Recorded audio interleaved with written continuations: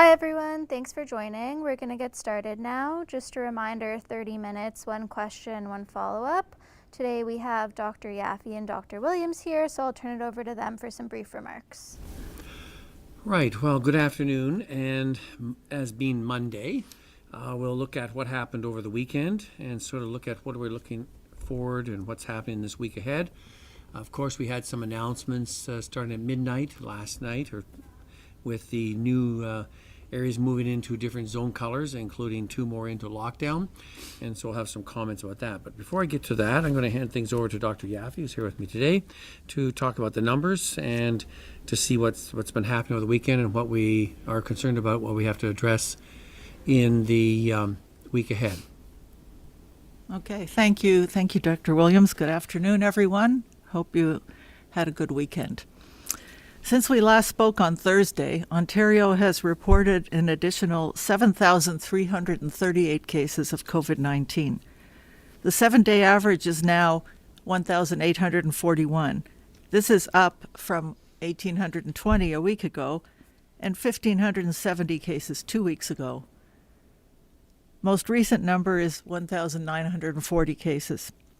The majority of cases reported since Thursday, approximately 59% of the cases since Thursday, are in the regions that are now in red or lockdown levels.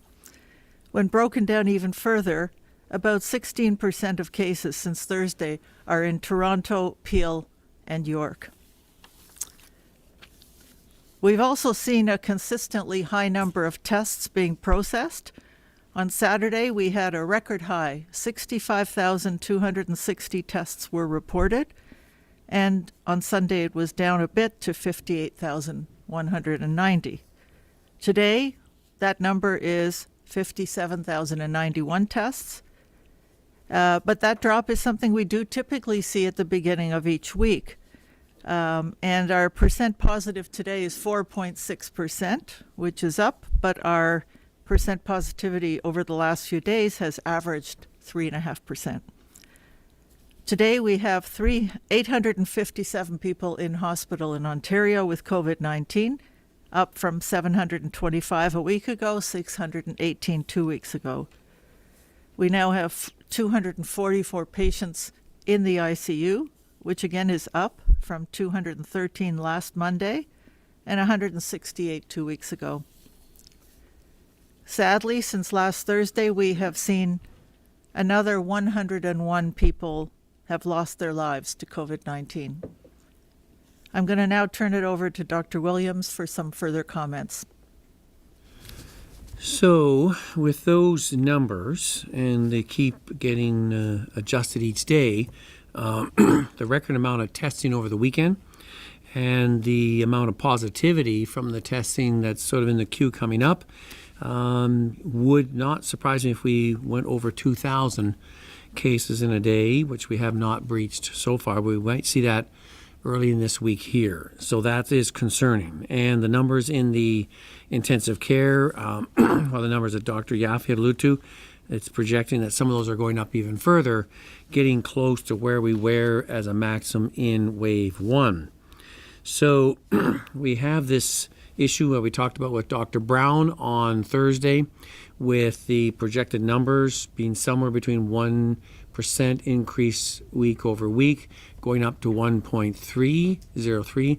So we have to be worried about that 1%, 3% growth, as he said then, and we're on this sort of tenuous area. And as the numbers are not coming down, as we set back to, again, 1,940, second lowest, second highest, I should say, we've seen in a while. That's not really good over a weekend. So we're concerned where this might go in the days ahead, especially as we head into the holiday season and what we might have to feel and deal with. We did move up, as you heard in the announcements, some areas such as London, Simcoe, and Wellington to the red zone, even Leeds, Grenville from green to yellow. And then we added Windsor and York to Toronto and Peel in the lockdown phase, or the gray zone in there, seeking to try and keep these numbers under control And if we can bring them down at all, as we're seeing start to have effects on the healthcare system, as Dr. Yaffe had mentioned, and how that needs to be really concerned about as they start to cancel, in some areas, elective surgery, and they have ramifications into wider outer areas, because some of these centers are also tertiary centers that take referrals from other ones out in the region. So it's a really important time to really focus now on saying, what do we need to do to keep these numbers under control and to reduce them if possible. But on the other side, we did have today, you saw the launch of our first number of vaccines here in Ontario. We did receive some last night, earlier today, I should say. And as you saw at the University Health Network, they did the first person and the first 4 or 5, because you open up one vial, you want to do 5 people. And we're going to be starting to see some more at Ottawa tomorrow. And over the week, progressing through, not like running out the door, doing everybody all of a sudden. We want to make sure we use our 3,000, basically 6,000, divided in 2 groups for the first dose, and then the other one following up later, effectively, carefully, and carried out in each of the centers, and then using that as a process to see how did we do, how much can we do better, and then to make sure our next arrangement of sites that General Hillier is alluding to, that they're ready to go when the vaccines come, and we're ready to go. So we want it steady, solid, and consistently done throughout our whole process. And so you saw some of that launch. So that gives you that sense of the start of that process. It's just the start.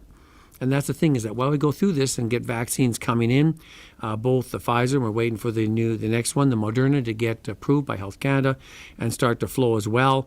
We have a lot of work ahead of us. But at the same time, that means we have to be consistent in how we're going to get these numbers under control. Our cases are still occurring. They're occurring in more places outside of our main ones of Toronto, York, Peel, and parts around the GTA. They're moving into other areas further out.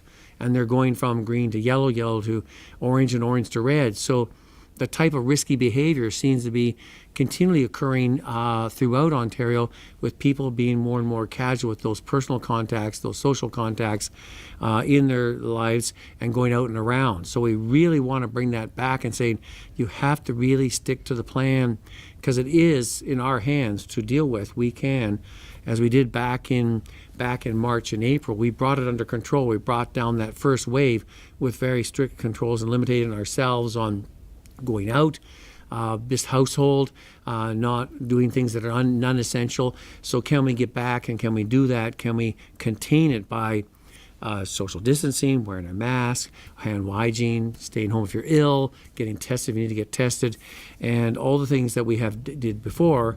We seem to have difficulty, some of the people, difficulty in getting back to that. That's where we're having record numbers of testing, 65, 66,000 in one day. That's a new record for us. And as Dr. Yaffe said, with even 58,000 percent positivity rate of over 4%. And that really spells trouble and issues for us. So a bit of a mixed message as we come in here. We're getting ready for the holiday season, but it's not a regular holiday season. It's a COVID holiday season. And how can one do that? Because if we don't do it well, then the repercussions are there with our healthcare system, impacting upon our school systems and our long-term care facilities, with more and more people showing up positive, getting it from high community transmission. So in one sense, optimism with the vaccine coming. But that's a long road. That will not happen suddenly in January and February. It's going to be phasing through. We're going to stick to our priority groups, making sure those that are most prone to getting either contracting disease, that are in key positions of healthcare or are involved in care with long-term care, are going to be around that to wall off and protect those vulnerable people as soon as we can, as quickly as we can, under the guidance and direction of our task force led by General Hillier in that. So keep tuned to that. We'll give you updates as frequently as we can on that process as we roll it out through other parts of Ontario in the near future, when General Hillier is going to make those announcements, and we'll be following along with that. But we have to be stringent. We have to be vigilant. We have to stick to our task, because even as that's happening, our numbers are going up. our healthcare system is being threatened by more and more people, because those big numbers every day, 1,900, maybe 2,000 or more, as we said last week on Thursday, that starts to back into the intensive care system, which backs into the hospital system, which starts to then cause delays or cancellation of elective surgery in that process. So we have to do our part, even if you may say, well, I'm under the age of whatever, I don't have to be, but that has impact if you give it to others, which gives it to the vulnerable, which ends up being in the hospital with the percent positive rates there. And we're not the only province dealing with this issue. Others are struggling with the same matters. So stay consistent, stay vigilant, do what you need to do, and we're going to have to work hard to get these numbers back down again, especially as we enter the holiday season here. It's going to be a different COVID season, and we're going to have to do everything, do it well, and do it again, and take measures to bring it under control. So with that, I'm going to hand things over to the media for questions. Thank you. We'll go to the phone lines. Just a reminder, one question, one follow-up. Over to the first question, please. Your first question comes from Randy Rath with CHCH TV. Please go ahead. Hi, doctors. Hamilton has been in a red zone for a couple of weeks, and their numbers, while they do go down occasionally, seem to be steadily going upwards. Even with enhanced red zone protections down there, it doesn't seem to be getting under control, and a lot of people are wondering why it wasn't moved into the gray zone on Friday. Are you guys looking at that, and are you considering moving Hamilton into the gray zone? Yeah, thank you for that question. All the ones in the red, we continue to look at to say, are they going into the gray zone? So we were looking at that. We could see, as you said, it sort of went up, then came down again, and seemed to be holding a bit, but then seemed to be picking up. Other ones that are in the same category that we've been worried about, we were worried about Windsor, Essex, that was moved into red, and we saw that one really blow past the other ones, even Toronto with its numbers, so we moved them into the gray zone to lockdown. So we are reviewing numbers. Even today we'll be looking at numbers again as we go through the process every week of doing that, and I agree with the concerns of what's happening, and we monitor it very carefully and discuss it with the MOH there, Dr. Richardson, and to see what recommendations and how they're seeing things, and then what we can do. So it's not just Hamilton, there's some of the other ones in the red zone that are concerning also, but as I said before, there's concerns with ones in yellow going to orange and orange and going to red. It's just that shifting is not encouraging, and we're going to have to see what we can do to keep it under control. Follow-up? Yeah, there's a long-term care home in Hamilton, Grace Villa, which is having some real problems with an outbreak. They've had 173 cases since November 26th, and the nurses union has asked for the Army to be called in to help them out with their struggles with COVID. Are you considering calling the Army in to help out homes that are in outbreak now? So, I mean, whether Dr. Yaffe wants to make a comment because she's with the IMS group, we did use the Army in the first time because we didn't have all our other structures set up with Ontario Health. We have processes in place where we've been using the acute care hospitals to assist if and when necessary to bring them in. So we have that process in place, which we didn't have. We were just starting to get some things going in the first wave. It came on very quickly, and so that extra help did come in. I think this time of course, we have a number of places around the province where we're already using that, and perhaps Dr. Yaffe want to comment on how that process with the long-term care IMS is working this time, and the need or no need for the military at this time.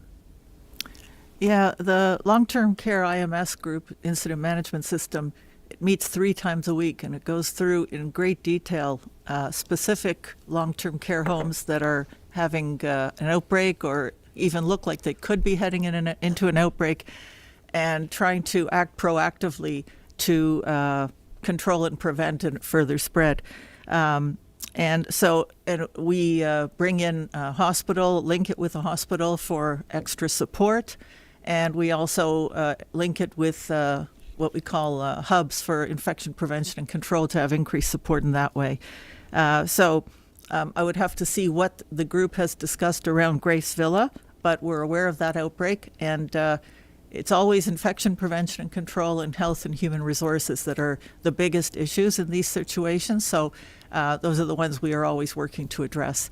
I don't think we're looking at the Army at this point, but we have to look at what's needed to be done. Next question. Your next question comes from Rob Ferguson with the Toronto Star. Please go ahead. Hi, Dr. Williams. Just thinking back to your introductory remarks about the way cases aren't going down. So we've had Toronto appeal on lockdown 3 weeks, Windsor and York going into lockdown today. We keep hearing this message from you that people are being too casual, and yet you still seem to be waiting for things to get worse before you elevate the color level of some of these other health units you're talking about where it keeps getting worse. I'm wondering, is this strategy actually working? Because you talk about this over and over again, and then it gets worse, and then you have to do something. Why are you not being more proactive? So, I mean, that's a good question, Rob. If you, one reason we did put out the framework and we did make it public because the public can see the numbers there. So for us to say, well, even though the framework says we should go from yellow to orange, we're just going to jump it right to gray. People would say, well, wait a minute, that didn't add up. And so there's a process we're trying to walk through, and we're trying to ascertain whether the framework, as it keeps ramping up and closing down more and more activities, is that giving enough alert and a wet message to the public in those zones saying, yeah, I guess we're not doing so well. I guess we got to do better and better if we're going to get out of it. And people often ask that question, if you're in a lockdown, a red zone, how do we get out and open up more up? And the answer is, it's obvious, get back into orange and yellow and green before you can do it. And that's really mostly to the public. We're finding that a lot of the outbreaks that we're seeing are basically those ones cascading into our long-term care, schools, and other settings. There are some workplace outbreaks. So I think the question you're asking, if you look at Peel and Toronto in their third week, where they were supposed to be projecting on their original rise to be somewhere now between 800 to 900 cases a day in each of their respective jurisdictions, they have sort of leveled and plateaued. So in that sense, both Doctors Lowe and DeVillo feel that the lockdown has had some effect. Has it brought it down? The answer is not really. It's leveled it off, so we've stopped it from going up to 900 to 1,000 cases a day, which I guess is one good thing. We would have liked to see it even coming down even stronger at this time in those areas. So it asks the question if the framework has to be addressed in that sense to get in some better action that would bring the larger part of the public back into adherence towards the social distancing, the household numbers, all those aspects we've talked about. We're asking that question of how we might have to deal with that. So we're sticking to the framework because we put that out to the public. It's what we said we would offer, and it means the public can deal with that and try to assess and adjust their personal behavior to say, well, I guess we haven't been so stringent. I guess we now need to pull back down and become very rigid on how we're going to apply this in the next number of weeks, especially, which in the holiday season will be challenging. But I think we're going to have to do that and to see how we can make that occur. So I agree with your point. We have the framework out there. We're trying to adhere to it because it's what the public use to measure themselves. But then you have to back that into personal behavior saying, yeah, I know we moved into red and my behavior is basically very casual. I guess I'm going to have to get back and focused again. So that's why we have to ask people, refocus, recommit, and be vigilant in your activities. Follow-up? Okay, thanks, Doctor. Just to clarify a bit of that, are you thinking of maybe tightening the criteria in those frameworks? Is that what I heard you say? And just as a add-on to that, where are we in this whole process? Like, if we expect people to be done, if we expect the vaccinations to be finished in the fall, so are we kind of like halfway there to beating this now? Where are we? Well, we would like to have been at the top of the second wave and coming down. We're still hanging in there at this plateau at the top here. As Dr. Brown was alluding to, we're between 1,800 and 21 cases a day. So it's like, say, oh, well, at least we're not going up to 5,000 or 6,000. That's not much consolation. We want to see that number, if we're going down the other side, to start like it did in the first wave, start coming down steadily down the other side. Remember, it didn't come down very rapidly. It peaked in about the third and fourth week in April, and we started coming down in May and June until we dropped down in July and August. So we have a long way to go and get down there, and especially if you're waiting for the vaccine to come out and the other products to get up to a large percentage of the population vaccinated. As you alluded to, that's not until later in the late spring into the summer until we get into that kind of process, all things being considered, all vaccines coming out in a timely fashion. So our work right now is to do our public health measures and to get that number down so we can start coming down the second wave in the slope there. So we got that's right ahead of us right now, because right now our healthcare system is being stressed, and we've got to do it and do it stringently. So we'll have to look at that and see how certainly we have to address that matter. Next question. Your next question comes from Colin DeMello with CTV News. Please go ahead. Hi, good afternoon, doctors. I'm just wondering about, the arrival of the vaccine and your concerns about what that might do to the general compliance, because a lot of people are probably looking at this vaccine and mentally thinking, wow, it's almost over, it's almost done. How concerned are you that people will look at this and say, I can stop adhering to the rules now because the vaccine is here? I think it's a good point. I'd like to say, because some people are getting into COVID fatigue. It's like, this is just going to go on forever. But now with the vaccine ahead of us, it's like you can start to see on the marathon the finish line coming. So you get that renewed energy to really focus back down again, saying, okay, so I don't have to keep doing this kind of thing for the next 2 or 3 years. I can see that there's a potential end in sight. But we need to get that back down again. So, one of the things, if you're really ill with COVID, you can't get vaccinated at the time. So you're going to have to, we'd rather not do it when you're sick. So therefore, then I would see it as a chance to say, okay, we can see this, we can get there, we can do this. Let's refocus and get this back down again, because it's better to be vaccinated when we don't have massive outbreaks everywhere. We need to come down off the second wave, and so we can enter the vaccination phase full tilt in a low incidence prevalence rate. That's what we need to do. So I would hope it would be the opposite, that people would see the need to get back to the task of sticking stringently to all the criteria, the public measures that have to be with us very strong and consistently now until at least now May or June, before we can actually get a lot of vaccine program rollouts. Maybe I could just Sure. add to that. I think the studies have shown that the vaccine is very effective in preventing disease, in preventing people from becoming ill or seriously ill. They haven't yet been able to show whether it prevents infection. So even if somebody gets vaccinated, they may have an asymptomatic infection. So they could still be infectious to others. We're still going to learn, and it may be that is not the case, but currently we don't have that evidence. So even when somebody's vaccinated, they need to protect themselves and others from spreading the infection. So, and of course, as Dr. Williams said, it's going to take months before we end up with a significant percentage of the population vaccinated. Usually for infectious diseases, we're looking 70–80% of the population has to be vaccinated for what we call herd immunity. We're not going to get there with this vaccine until probably the summer.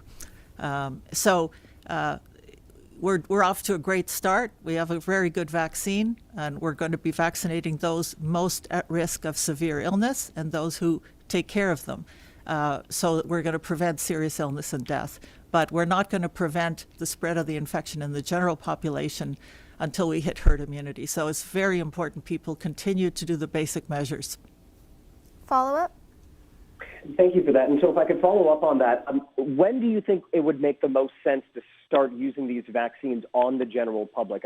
I get that there are many classifications that we want to get through, and it seems like the general public is kind of last in line rather than being kind of in the middle. It's, long-term care, healthcare workers, northern areas, remote communities first.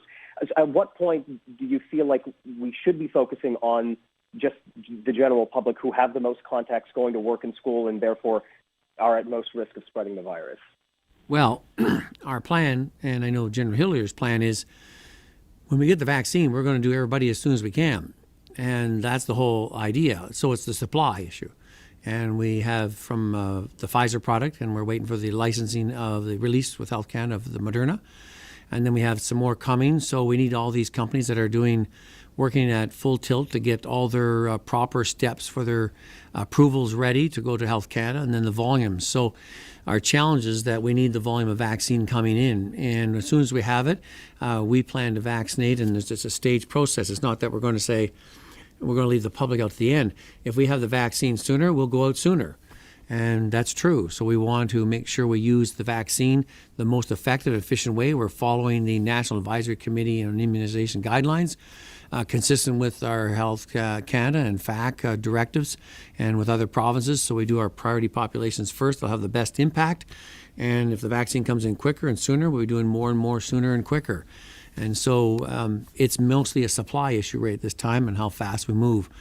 And that's why we're going to be using our task force with General Hillier. We'll be updating us on as soon as we have it. We're doing it. Last question. Your last question comes from Joanna Furcadic with Hamilton Spectator. Please go ahead. Hi, thanks so much for taking my questions. I'm looking to find out if you can give me an idea of when Hamilton will see its first vaccines. Like, are we talking days or weeks? I know they're going to some priority areas first. So the plan is that we have already working through selected sites how we're going to roll it out, mostly because we're dealing with the Pfizer product at this time. That means we have that limitation that has to have the ultra low freezer, and then we have to do the vaccinations out of that site because we do not want to physically move it around extensively after that. So we're going to try and look at those sites. As I said, we're going to use the UHN and the Ottawa this week to make sure we look at all the logistic issues that need to be dealt with. So it's a process that each one can emulate and roll it out around the province. And then the big thing is that when are we going to get the next stock and the next load and stock of product from Pfizer, and it has dates that are laid out presumptively. We want to know when we have it. So we want to make sure that we're doing that. So that's going to be rolled out across the province in different areas. Again, dealing with the priority populations, similar to what you have seen at UHN and Ottawa in each of the respective jurisdictions. And in that, so I'm sure the centre like Hamilton will be one of the next ones on that next group of cadre of sites that are going to be picked, because we're going to make sure we go to all the ones that have a lot of activity. We're trying to get the gray zones, the lockdowns, and the red zones and rolling out. And then, of course, we're waiting for the Moderna to come out, which has a different type of issue around its storage. And it can be used much more with the larger transportation out and deal with our highest populations, having discussions with our First Nation leaders on how we might make sure that they're covered in those areas that have great risk if it breaks out in their more rural and remote areas. So there's a number of phases in here that the task force is going to be addressing, again, depending on when things are released and when we get our stock and supply coming into the province of Ontario. Follow up, and this is the last question. Hamilton has multiple outbreaks in long-term care homes, including the one with 173 cases at Grace Villa. It's being called like a war zone here, and we see new ones every single week. Why do these homes not seem to be prepared for the second wave? And, what is being done to prevent this from continuing to happen? Okay, Dr. Yaffe, would you like to answer that? Well, as we know, these are very high vulnerable populations, high-risk vulnerable populations. And some of the homes, I'm not sure about the specific ones in Hamilton, but in general, some of the homes are older buildings. They have more crowding than would be ideal. They may have 3 or 4 bed rooms, which are not ideal for infection control. And they may have issues with staffing, chronic issues. In terms of infection prevention and control, we have known this is an issue, and we have created what we call hubs, usually in hospitals, sometime in health units, can provide extra support on infection prevention and control to the settings. But sometimes it's actually the physical layout, and that is very difficult to deal with. And so it's an ongoing issue, and that's why we are working so hard at our incident management system and working very hard with the hospitals, supporting those homes as best as possible, because it is a difficult situation. Thanks, everyone.